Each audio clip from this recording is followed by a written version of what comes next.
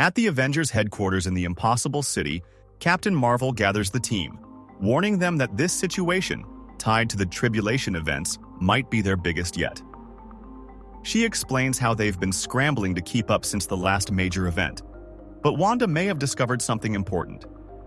As the team listens intently, Wanda, the Scarlet Witch, reveals she's tapped into her wide network of magical and cosmic connections. She hints that someone out there may have information they need. That data is called the missing moment, and that gaining her favor could be a major advantage for the one who provides the info. She says she's discovered an entire data archive once owned by Kang is being auctioned off on a distant planet. She explains that the item's price is incredibly high, making a legitimate purchase impossible. Iron Man, unfazed, suggests they just steal it instead. Wanda smirks and agrees with his plan. Vision chimes in, dubbing it a heist and asking where exactly this bold mission will take place, to which Wanda replies that this is where the heist gets difficult. We transition to the present, where Wanda and Vision arrive at the Speculatorium, an extravagant casino run by the Grandmaster, where the high-stakes auction is being held and Wanda is introduced as the Scarlet Witch, the living Darkhold.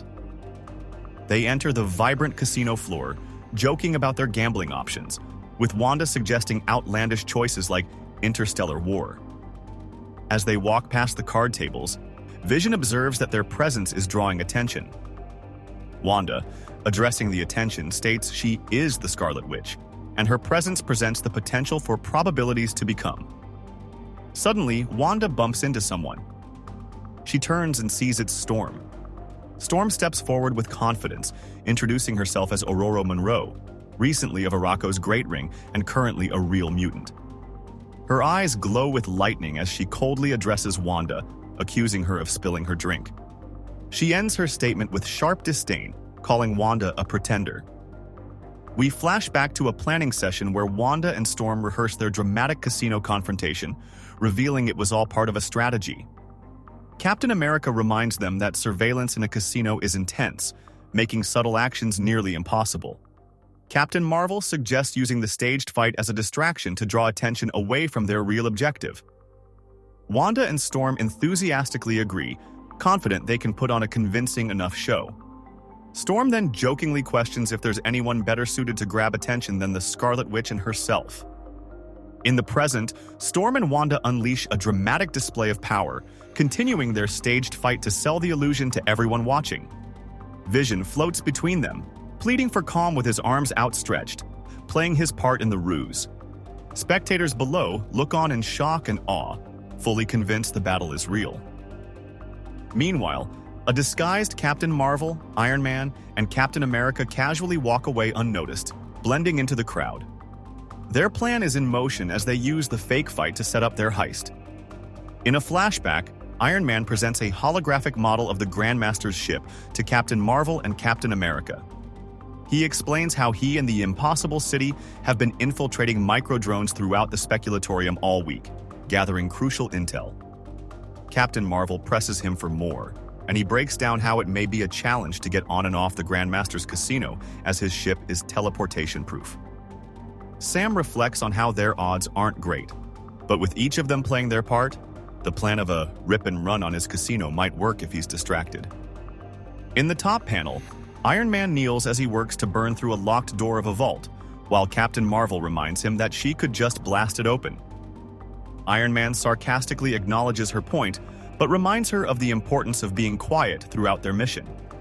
Meanwhile, in the bottom panel, Wanda and Storm continue their staged battle, unleashing powerful attacks that send bystanders flying. Sam quietly alerts the team of nearby guard patrols. Captain Marvel confirms she sees them and readies herself. Iron Man, still working on the vault, tells her he needs help managing the energy before the system triggers an alarm. Sam reassures both that he's taken care of the guards. Sam leaps into action, taking down the guard patrol to clear the way. Meanwhile, Iron Man clips wires at the vault door, working to bypass the alarm system. As more guards arrive, Sam continues to hold them off. When the alarm triggers a power surge, Captain Marvel steps in, absorbing the energy to prevent a full system alert.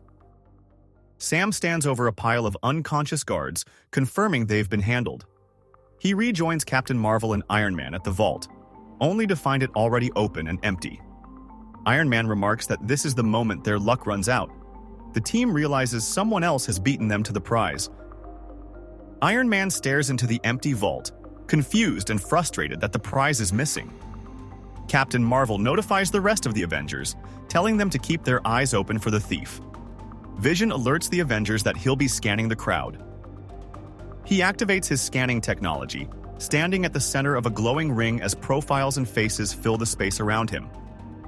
He methodically analyzes every individual present in the casino, searching for the one responsible for stealing the data archive. He completes his scan and gets a facial recognition hit, alerting Sam that he knows who beat them to the prize. Sam asks who it is, and Vision identifies the man as Nathaniel Richards, better known as Kang the Conqueror. A visual confirms Kang dressed sharply and mingling in the casino, accompanied by a woman with long white hair. Vision reveals that Kang isn't working alone. He has at least two allies, one being a man named Walter Hardy, a time-displaced thief with an extensive criminal record. Captain Marvel reacts with surprise, asking if he said Hardy. Meanwhile, Iron Man grows visibly unsettled, recognizing someone else involved. He quietly mutters that she is trying to ruin his life again, and Captain Marvel, confused, presses him to explain. Iron Man confirms it's her. Vision identifies the woman in the black dress accompanying Nathaniel Richards as Felicia Hardy, also known as Black Cat. She makes a striking impression as she confidently walks through the casino with Kang, drawing the attention of the crowd with her poise and presence. The Grandmaster watches holographic projections of the Avengers in his personal game room, referring to them as chess pieces in a grand cosmic game. He finds amusement in their struggle, remarking on how entertaining it is that they don't realize they're being played. When questioned about the fairness of pitting the Avengers against Kang and his allies, the Grandmaster confidently defends his pick, the Avengers. An off-panel voice questions Grandmaster's quick dismissal of Kang the Conqueror. We see that Grandmaster was speaking with Murden, who sits regally on a throne, cloaked in red. Murden warns him not to mistake his politeness for approval, and makes it clear that this entire game is just a means for him to torment Kang on an even deeper level. In this scene, Black Cat and Kang are making a daring escape through the Grandmaster's space casino, weaving past chaos and cosmic onlookers. Black Cat narrates with cool confidence, introducing herself and her unlikely partner in crime, Kang. As they sprint, she anticipates the obvious question: why team up with a notorious villain? Her answer is simple: Kang pays well and offers a great pitch. Meanwhile, the Avengers, Storm, Vision, and Scarlet Witch, close in fast behind them. In this flashback, Kang the Conqueror pays a suave visit to Black Cat at her glamorous hideout, proposing a job to steal from an elder of the universe. Black Cat lounges coolly with a drink in hand, clearly intrigued by Kang's dramatic flair and bold pitch. Kang emphasizes that of all beings across time and space, he's chosen her for the heist. She's amused and flattered, playfully responding that flattery will get him everywhere. Her smirk says it all: she's in. Back in the present, Kang and Black Cat sprint through the Grandmaster's chaotic casino, dodging guests and guards as they make their escape. Kang explains that his time travel and teleportation powers are blocked here, so Felicia tells him they have to reach the exit the old-fashioned way, running. They crash through a chandelier mid-escape, with Kang admitting he's not used to all this running. Black Cat teases that's exactly why he needed a thief like her. As they continue to flee, Kang starts to question his choices. The Avengers, Scarlet Witch, Storm, and Vision, finally catch up, floating ominously before them. In the distant past, Black Cat and Kang stand atop a mountain, watching pterosaurs soar through the sky. Kang questions Felicia on the wisdom of stealing from beings like the Avengers and cosmic elders. Felicia responds by saying she wants to see Iron Man lose his temper and have a stroke. She playfully confirms that's part of the fun, especially when no one's really getting hurt. Kang reminds her of the immense powers of the Avengers and Grandmaster that they're dealing with as he brings her to a key moment in time.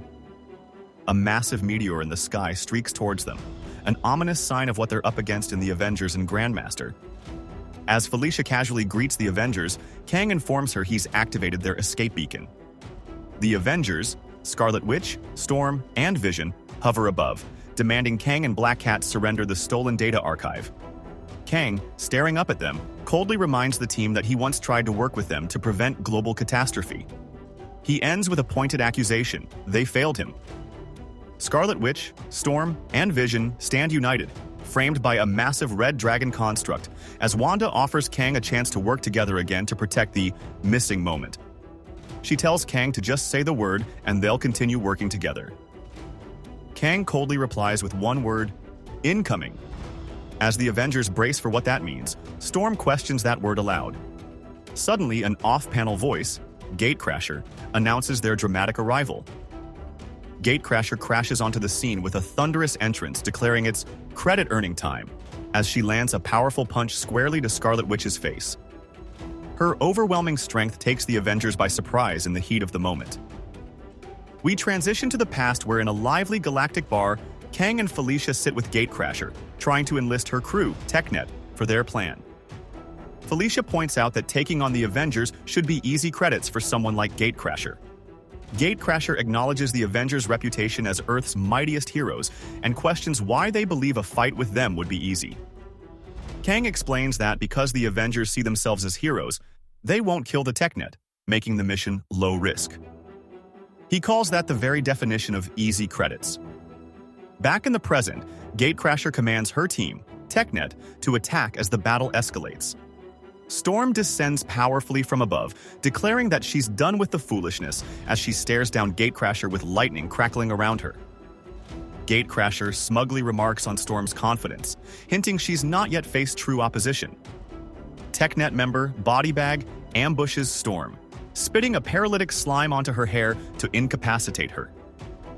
Vision cries out in alarm for Wanda and Storm, but before he can react, TechNet members Pharaoh and Thug charge at him mid-air, ready to strike.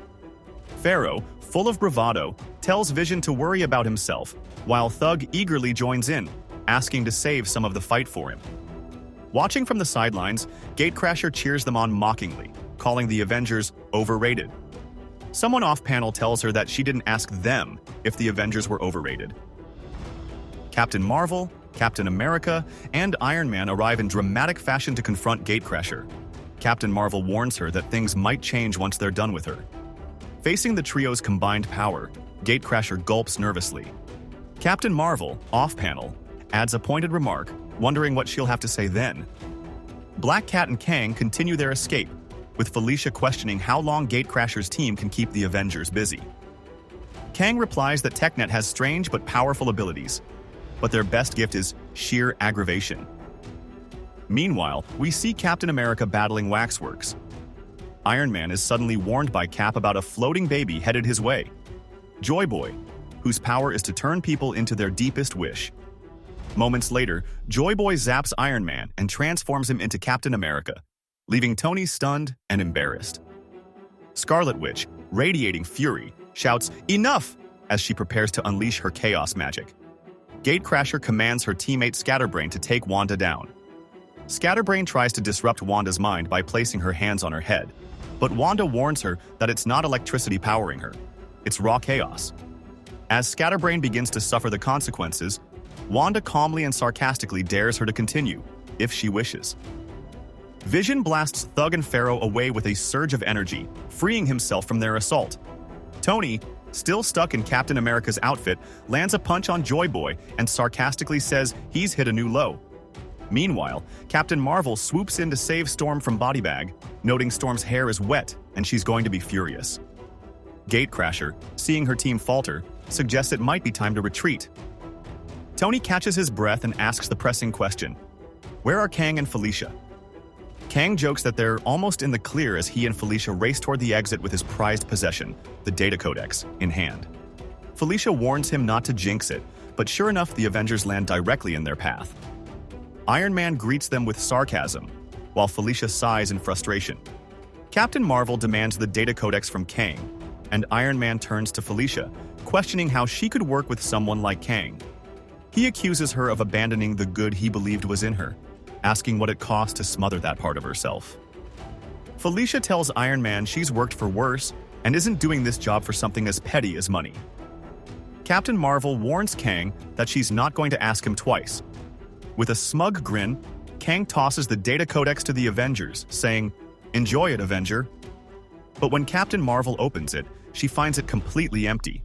Felicia smiles at Tony knowingly, hinting that what she truly wanted was something only Kang could offer her. In a peaceful autumn setting 20 years in the past, Felicia tells Kang that she's not in it for the money. She's in it for the experience. Kang agrees, saying they share that mindset. Felicia then reveals what she truly wanted from the job: the chance to reunite with her father, Walter Hardy. Surprised, Walter is introduced to Kang and Felicia, who explain they're putting together a one-of-a-kind heist. Felicia reaches out to her dad, inviting him to join the crew. She smiles as she reflects on running a heist with her dad, something she couldn't say no to. In another location of the casino, Walter Hardy makes his escape with the real data codex, revealing he was the true courier all along. Kang explains that Walter was never being hunted. He was completing his part of the plan. Kang then activates a signal, summoning his warships to their location. The Grandmaster watches in disbelief as Murden reminds him that he never should have underestimated Kang. Kang's massive fleet emerges from warp space, surrounding the battlefield in an imposing display of force. Towering ships and swarms of smaller crafts take formation, ready for combat. Kang issues a cold command: "Weapons hot," as his warships prepare to unleash their firepower on Grandmaster's casino. Kang's war fleet is unleashing a brutal assault on the Grandmaster's massive space station, the Speculatorium. Explosions erupt across the structure as sleek, powerful ships fire missiles that tear through its defenses. The chaos in space is intense, with laser fire and shockwaves filling the scene. The Grandmaster is outraged as he watches Kang's fleet attack his prized Speculatorium. Hovering above, Murden mocks him for underestimating Kang and reminds him of the cosmic stakes. Furious, the Grandmaster vows to retaliate, declaring the power of his property unmatched. Murden stays calm, dismissing the Grandmaster's threat and subtly accuses him of cheating. Offended, the Grandmaster denies it, while Murden insists they must let the game play out as their wager is still in effect. Kang stands boldly in the center, gloating as debris rains down from the collapsing Speculatorium. The Avengers brace themselves amid the chaos, trying to hold things together. Kang mocks their efforts and declares that their time is up and his time to conquer again has arrived. Captain Marvel confronts Kang, furious that he'd risk thousands of innocent lives just to make a point. Kang coldly admits he didn't even spare those innocent lives a thought. With the Speculatorium's infrastructure failing and its teleport shielding down, he prepares his escape. The Avengers watch helplessly as he, Black Cat, and Walter teleport away in a burst of light. Warning systems blare, announcing that the Speculatorium's core systems are rapidly failing. As alarms warn of an imminent space-time crisis, the Avengers brace for impact. Sam urgently calls out to the Impossible City for help, but the HQ responds that it cannot retrieve them in time. Meanwhile, Kang arrives safely aboard his ship with Black Cat and her father, smugly taunting the Avengers about their failure and their soon-to-be deaths alongside those they could not save. The heroes, though shaken, regroup as the Impossible City coldly tells them to take solace in dying together. The Speculatorium, battered and burning, spirals toward a massive, swirling space-time anomaly. Explosions rip through its structure as it teeters on the edge of destruction. Amid the chaos, a voice defiantly declares, "Avengers assemble!" Kang coolly instructs his helmsman to set a course for the Chrono Earth, showing no concern for the destruction left behind.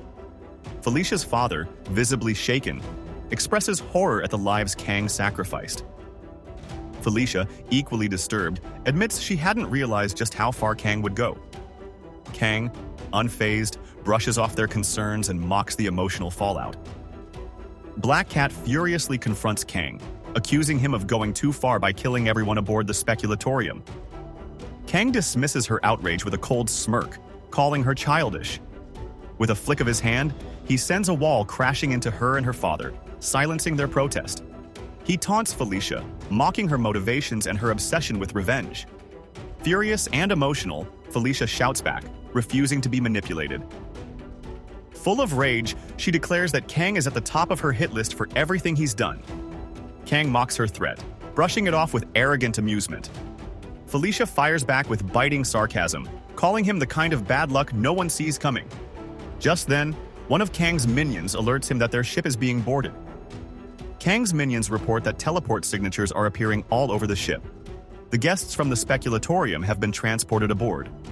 Confused and frustrated, Kang demands to know why their ship hasn't moved. His minion reveals they're unable to warp away due to cascading system errors. As Kang processes the sabotage, he realizes who's behind it. With clenched fury, he mutters, "The Avengers." The Avengers make a dramatic entrance onto Kang's ship. Captain Marvel leads the charge, confidently confirming their bold arrival. Kang reels back in shock, clearly not expecting them to survive, let alone strike back. Black Cat and her father look on, stunned as the tide begins to turn. We see that a few moments ago, as the speculatorium crumbled under Kang's assault, the Avengers sprang into action, shielding patrons from falling debris. Vision activated his overclocking protocol, dramatically accelerating his perception of time to find a solution.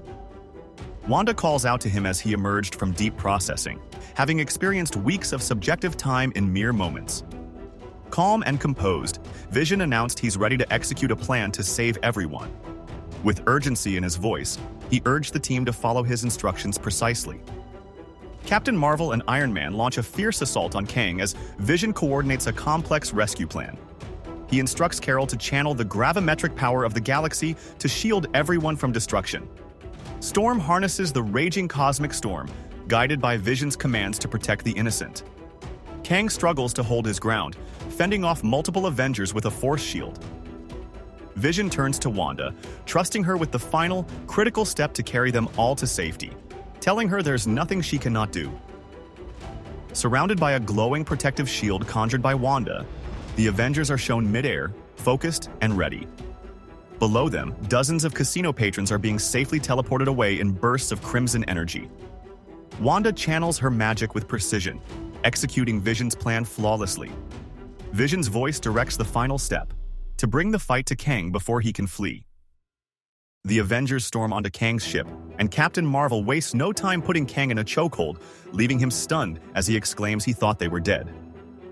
Felicia tosses the data codex to Sam, admitting she knew she and Kang hadn't beaten the Avengers to it. Off-panel, the Grandmaster remarks that Felicia's final move has brought their little game to an end. The Grandmaster declares himself the winner of the game, despite the heavy cost.